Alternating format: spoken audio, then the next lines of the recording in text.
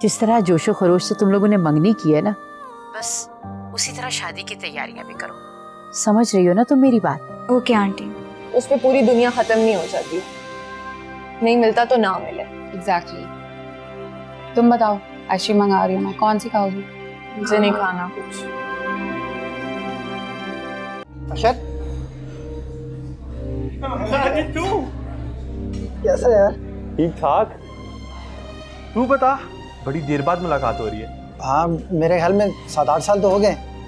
हाँ, इतने तो हो ही गए। मैं कल ही कराची से आया हूँ ऑफिस से काम से।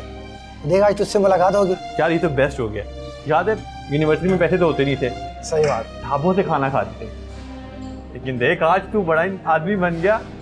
यार अब आगे तो कुछ खा के चलते हैं ना। मुझे कुछ नहीं खाना, मेरा बिल्कुल मूड नहीं हो रहा। तुम खा लो, तुम्हें खाना है। नहीं, मुझे तुम्हारे बगैर नहीं खाना।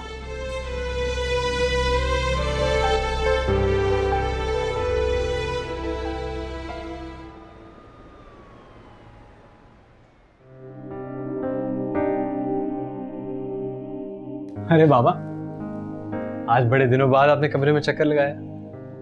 हाँ, मैंने सोचा कि आज मैं अपने बेटे से जाके ना कुछ गपशप कर लूं। गपशप?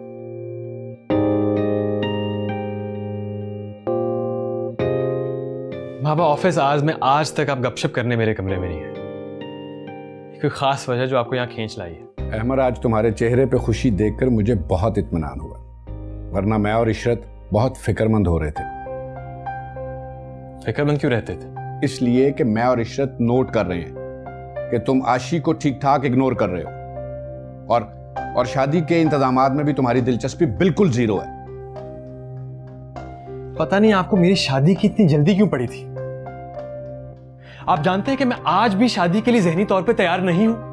अहमद, ये क्या फजूल बात कर रहे हो तुम? सारी बात को लेकर तुम यहां तक पहुंचे हो और अब तुम्हारी दिलचस्पी नहीं है शादी में। व्हाट इज दिस नॉनसेंस यार? सोबिया, कल तुम अहमद को कॉल कर रही थी। इशरत आपा का मुझे फोन आया था बताने के लिए। हाँ मम्मी, मैंने अहमद को थैंक्स बोलने के लिए फ़ोन किया था। वो मुझे टाइम पर हॉस्पिटल ले गया था। क्या जरूरत थी तुम्हें थैंक्स करने की? इशरत आपा इसका गलत मतलब ले रही हैं। उन्हें लग रहा है कि तुम दोबारा से अहमद को अपनी तरफ मुतवज्जो कर रही हो। देखो सोबिया, अब ऐसी वैसी कोई बात ना करना जिसकी वजह से मुझे और तुम्हारे बाबा को शर्मिंदगी उठानी पड़े। मम्मी क्या हो गया इशरत खाला को? अहमद मेरा कज़न भी तो है। क्या चाहती हैं वो कि सारे रिश्ते ख़त्म हो जाएं? तुम्हें कज़न की पड़ी है। यहाँ हम बहनों में दूरियां हो रही हैं और ऊपर से हमारे शौहर अपनी अना को लेकर मजीद तलखियां पैदा कर रहे हैं। तो ख़त्म कर देना ये तलखियाँ। सब कुछ क्यों पहले जैसा नहीं हो सकता? क्या बकवास कर रही हो तुम? तुम्हारे डैडी तुम्हारा फंक्शन अरेंज कर रहे हैं और तुम ऐसे कह रही हो? मम्मी प्लीज़ डैडी से कह दे, किसी फंक्शन की ज़रूरत नहीं है। और वहाँ जो जोरों शोर में शादी की तैयारियां हो रही हैं। बाबा, मेरे कहने का मतलब है कि मैं तुम्हारा मतलब अच्छी तरह समझ रहा हूं। इशरत की कॉल आई थी कि तुम्हारे शादी के कार्ड छप के घर आ चुके हैं और अब पहले की तरह मैं ये कार्ड जाया नहीं होने दूंगा, समझे तुम? और कोई भी फजूल बात नहीं मैं सुनूंगा तुम्हारी। और शाम को तुम मेरे साथ बैठ के तमाम अरेंजमेंट्स को डिस्कस करोगे। It's an order. ले जाओ, चाय नहीं पीनी मुझे।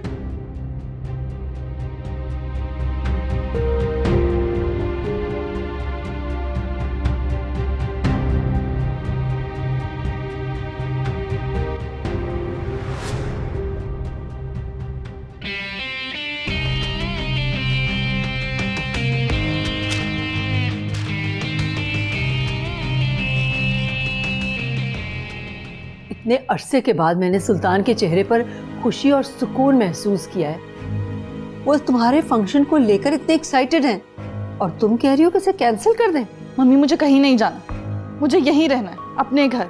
आप नहीं जानती, आप लोगों के जाने के बाद हदीद ने कैसा सुलूक रखा है मेरे साथ। मुझ पर हाथ तक उठाया। मुझे हमीद ने सब कुछ बता दिया है। मुझे पता चला है कि तुम भी उसके साथ बहुत रूठ थी। सोबिया, सोचो कि अगर किसी की माँ के खिलाफ इतनी बातें की जाएं तो वो कितना बर्दाश्त कर सकता है आखिर। मम्मी बजाय इसके कि आप उसके हाथ तोड़ दें, आप उसकी फेवर कर रही हैं। ठीक है, आप कुछ ना करें, मैं डैडी को ही सब कुछ बताऊंगी, वही उसका दिमाग दुरुस्त करेंगे। तुम्हें क्या लगता है हमीद से सारी तफसील मालूम होने के बाद क्या मैंने हदीद से बात नहीं की होगी? अगर कहने वाला हद से ज्यादा गुजर जाए ना तो सुनने वाले का जब्त भी जवाब दे जाता है। मगर फिर भी उसने मुझसे वादा किया है कि वो आइंदा ऐसा नहीं करेगा। नहीं मम्मी प्लीज, मुझे नहीं रहना हदीद के साथ। सोबिया, अब तो मुझे शक हो रहा है कि जरूर कोई गड़बड़ है। सुल्तान इतने अरसे के बाद खिलखिलाकर हंस रहे हैं, खुश हैं। अब अगर तुमने उन्हें कोई धचका दिया ना तो वो जिंदा नहीं रहेंगे। फिर करती रहना तुम अपनी मनमानी। मम्मी, मम्मी,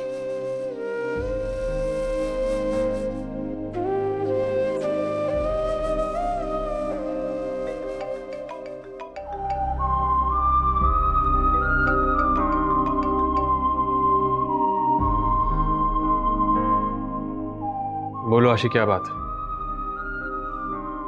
कोई बात नहीं है अमर। क्या आप कोई बात होगी तो ही मैं तुम्हें कॉल कर सकती हूँ। देखो, इस वक्त मैं थोड़ा परेशान हूँ। सोबिया की वजह से? क्या मतलब? मेरा मतलब है अब तो उसकी तबीयत काफी बेहतर होगी ना? हाँ, वो बेहतर हो गई है, मगर मुझे तुमसे एक शिकायत है। वो क्या? तुम सोबिया को देखने नहीं गई, तुमने उसका हाल नहीं पूछा। क्या अमर, तुम क्या चाहते हो मुझसे?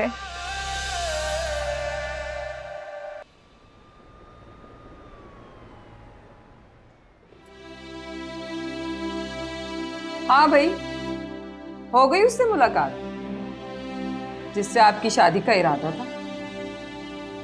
आप खुश हो जाएं क्योंकि आपकी उस रेशम के आने के चांसेस बढ़ रहे हैं ना।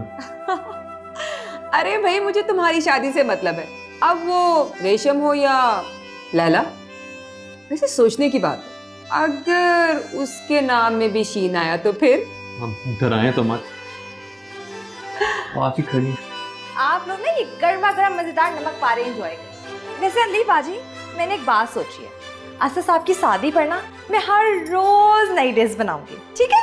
फिलहाल तुम चाय बनाओ और चाय में मेरा पति ज्यादा रखना, सर में दर्द हो रहा। हदीद की कॉल आ रही है। हेलो,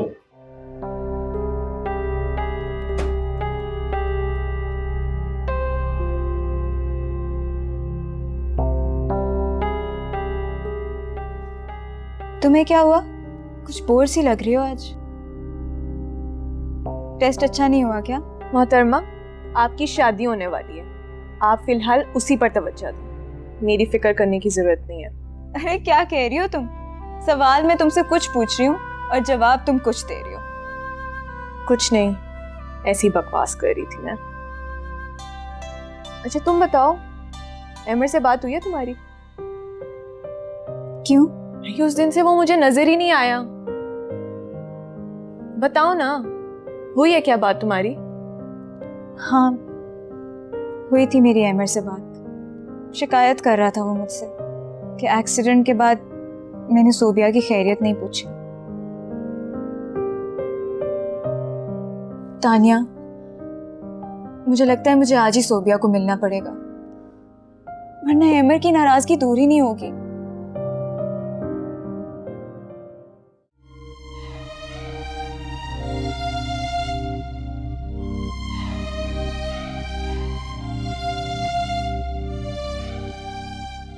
अगर मैं बहुत परेशान हूँ, मुझसे प्लीज बात करो।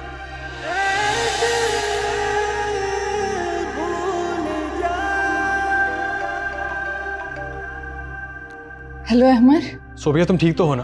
क्या पूरी जिंदगी मुझे इस शख्स के साथ गुजारनी पड़ेगी जिसकी मैं शक्ल नहीं देखना चाहती? ऐसा हरगिज नहीं होगा।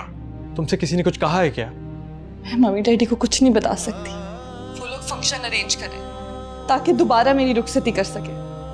सोबिया, उनको असलियत बतानी पड़ेगी, वरना सब कुछ खत्म हो जाएगा। मैं ऑलरेडी एक संगीन गलती कर चुकी हूँ, उन्हें वो सब ना बताकर अब एक और गलती नहीं करना चाहती उन्हें ये सब बताकर। हद करती हो तुम। जब तक हदीद की असलियत उनके सामने नहीं आएगी, वो सही कदम कैसे उठाएंगे? मैं तुम समझ नहीं रहे हो। डैडी आजकल बहुत खुश रहने लगे। मैं कैसे उन्हें ये सब बता के उनके होठों से मुस्कुराहट छीन लूं? तुम बताओ, तुम बता सकते हो शाम अंकल और इशरत खाला को कि तुम ये शादी नहीं करना चाहते? कमाल है, इतनी बड़ी बात हो गई और आपने मुझे बताया भी नहीं है। दोस्त किस लिए होते हैं यार? अरे यार खफा क्यों होते हो? तुम हर बार तो मेरे काम आते हो, बस इस बार मैंने सोचा कि खामखा तुम्हें क्यों परेशान किया जाए। और वैसे भी सोबिया के पेरेंट्स दूसरे ही दिन पाकिस्तान वापस आ गए थे। अच्छा, क्या मैं अपनी आपा के साथ आकर भाभी की खैरियत मालूम कर सकता हूँ? लग तो वैसे मुझे डर ही रहा है कि भाभी ओवर रिएक्ट ना कर दें। आपको तो पता है ना वो कैसी हैं, कहीं भी शुरू हो जाती हैं। और मेरे साथ तो पता नहीं उनको कोई पर्सनल प्रॉब्लम है। अरे नहीं नहीं, ऐसी कोई बात नहीं है, इंशाल्लाह तुम फिक्र ना करो, अब ऐसा नहीं होगा। मैं वैसे भी सोबिया के घर ही जा रहा हूँ, तुम अपनी आपा को लेकर शाम को आ जाओ। चलिए ठीक है, फिर शाम को मुलाकात होती है। चलो मिलते हैं फिर। आप अपना ख्याल रखिए। क्या हुआ है अशर? बताता हूँ, वो हदीब की बीवी है ना, उसका एक्सीडेंट हो गया। होना ही था। तो मैं कह रहा था कि मैं आपके साथ जाकर उसका पता ले आऊँ। मैं सोचूंगी। सोचूंगी नहीं, शाम को जा रहे हैं, मैंने उसे कह दिया। शर्मिली चाय ले भी आया करो। बाजी ला रही हूँ। लेकिन आज इतनी जल्दी क्यों? ताकि मैं अहमर की ख्वाहिश पूरी करने के साथ साथ उसे ये भी बता सकूं कि सोबिया और हदीद अपनी जिंदगी में कितने खुश हैं। तानिया, मैं अपनी नई जिंदगी की शुरुआत अहमर के उस दिल से करना चाहती हूँ जिसमें सोबिया के लिए नफरत हो और मेरे लिए मोहब्बत हो। आशी, अहमर के दिल में तो ऑलरेडी सोबिया के लिए नफरत है और शादी के बाद ना तुम ही उसकी मोहब्बत होगी। उसे तो शायद कभी सोबिया से नफरत थी ही नहीं, तभी तो अब उसकी आंखों का कर्ब उसे अपने दिल में उतरता हुआ महसूस होता है। खैर, मैं अम्मी से जाकर शादी के कार्ड्स भी ले लेती हूँ। लगे हाथों सोबिया को अपनी शादी का इनविटेशन भी दे दूंगी, ठीक है ना?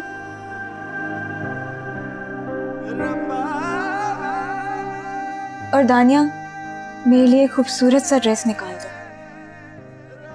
खूब तैयार होकर जाऊंगी आज मैं। ठीक है। अहमद, ये इतना आसान नहीं है जितना तुम्हें लग रहा है।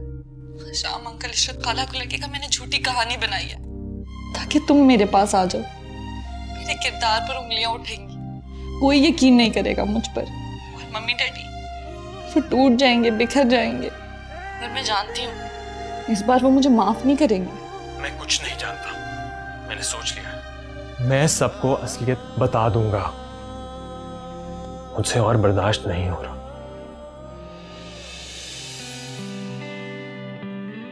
अरे आज जब जल्दी आ गए, देखें तो कितने खूबसूरत कार्ड छप कर आए। देखें, देख लेता हूँ, इतनी जल्दी भी क्या है। एक बात बताओ, अहमद सोबिया से मिलता रहा है? ये कैसा सवाल है? वो क्यों मिलेगा भला सोबिया से? फिर उस दिन हॉस्पिटल में वो सोबिया को लेके कैसे पहुंच गया था? उसकी परेशानी बता रही थी कि वो कितना कंसर्न है सोबिया के लिए। ये बात मैंने भी नोट की थी, लेकिन छोड़े ना, क्या जरूरत है आपको इतना सोचने की? देखिए, फौरन हदीद वहां आ गया था, अब वो बखैरियत घर चली गई है, तो आप क्यों बिला वजह उलझ रहे हैं? नहीं इशरत, मुझे अहमद के तेवर कुछ ठीक नहीं लग रहे हैं। या मेरे अल्लाह, इसका मतलब है हशाम ने भी ये बात नोट कर ली है। मैं सोबिया को बहुत अच्छी लड़की समझता था, लेकिन वो तो। अच्छा छोड़े ना आप, मैं सोबिया से खुद बात कर लूंगी। कोई जरूरत नहीं है बात करने की, पहले अपने बेटे की खबर लो।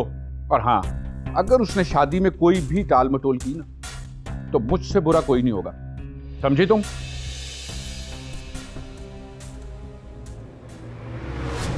मैं खुद ये सब कुछ बता देना चाहती हूँ, पर डैडी को देखकर मैं हौसला हार जाती हूँ। सोबिया, तुम एक जालिम सफाक इंसान को शय दे रही हो। वो मुजरिम है तुम्हारा, मेरा, के पूरे खानदान का, और अब तक उसे कोई सजा नहीं मिली। उसे सजा मिलनी चाहिए। तुम नहीं जानते अमर, वो एक मुसलसल सजा में है। वो एक ऐसी हार सह रहा है जो कोई नहीं देख सकता। रोकर मेरी जिंदगी से निकलेगा। मैं उसे इससे जाने नहीं दूंगी, मैं उसे माफ नहीं करूंगी। अहमर, मम्मी आ रही है, मैं तुम्हें बाद में कॉल करती हूँ।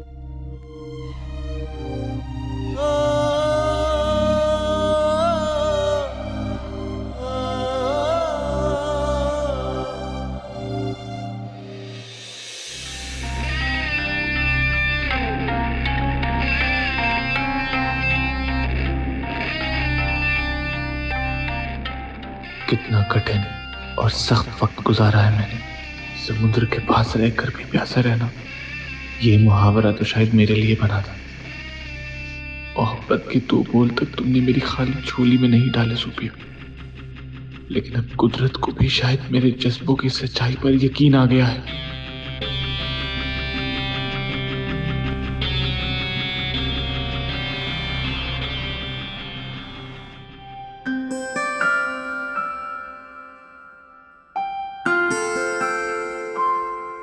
मेरा सूट पहले प्रेस कर दो। अम्मी इसके बाद कर देती हूँ ना, मुझे भी तो तैयार होना है। अरे भाई, तो मैं क्या बगैर इस्त्री के कपड़े पहन कर जाऊं? आप कहाँ जा रही हैं? अरे भाई, मैं भी चल रही हूँ तुम दोनों के साथ। सोबिया की इयादत भी कर लूंगी और शादी का कार्ड भी दे दूंगी। अम्मी, वो असल में मेरी अभी सोबिया से बात हुई है, उसको आपके आने का भी मैंने बताया, तो वो कह रही थी कि नुसरत आंटी दरअसल किसी शादी पर जा रही हैं अभी, और यूनिवर्सिटी की कुछ और दोस्तें भी आ रही हैं। बेचारी पूछ रही थी कि आंटी बोर तो नहीं हो जाएंगी हम सब दोस्तों में। एक तो इनकी घूमने फिरने की आदत ही नहीं खत्म होती। अच्छा खासा आज मैं कार्ड दे देती। लाओ मेरे कपड़े, कल खुद ही इस्त्री कर लूंगी।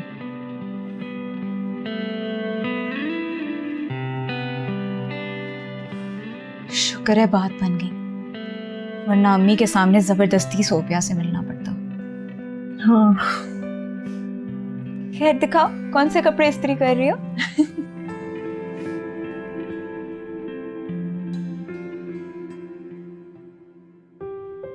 बाकी आपको पता है इसके अंदर जो हैरी पॉटर की मैजिक वॉन्ड होती है ना, वो बहुत कुछ कर सकती है।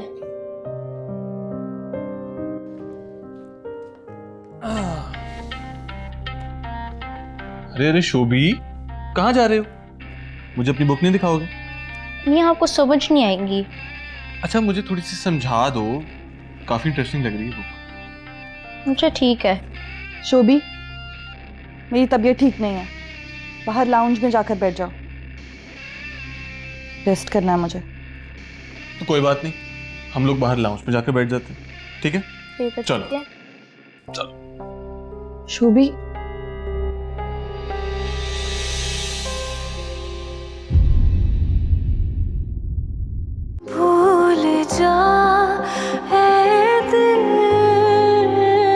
सर में दर्द हो रहा है, चाय बनवा दीजिए। बेटा जाओ, मुंसिफ से को बना देगा, मुझे भी बहुत काम है, इतने ढेर सारे कार्ड्स लिखने। ओके, अच्छा जी, ये भी हो गया। अब तबीयत खराब हो रही है, कुछ हो रहा है मुझे, पता नहीं मुझे क्या हो रहा है। सच मेरी तबीयत। डैडी, क्या भाई, कैसे आप? तुम क्यों उतर रही हो? मैं अपनी पसंद का बुके लूंगी ना। क्या बात है, अपनी नापसंदीदा शख्सियत को अपनी पसंद का बुके देने वाली तुम पहली इंसान होगी। भूल जा